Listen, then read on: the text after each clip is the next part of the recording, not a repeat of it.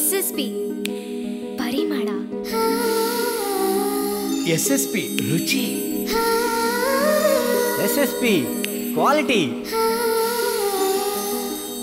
SSP ಆರೋಗ್ಯ, SSP super, SSP excellent.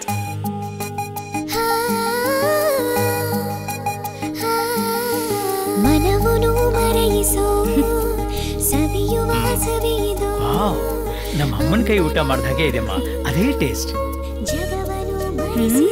ನಮ್ಮ ಅಮ್ಮನ ಕೈ ಅಡಿಗೆ ಇದ್ದಾಗೆ ಇದೆ, ಅದೇ ರುಚಿ.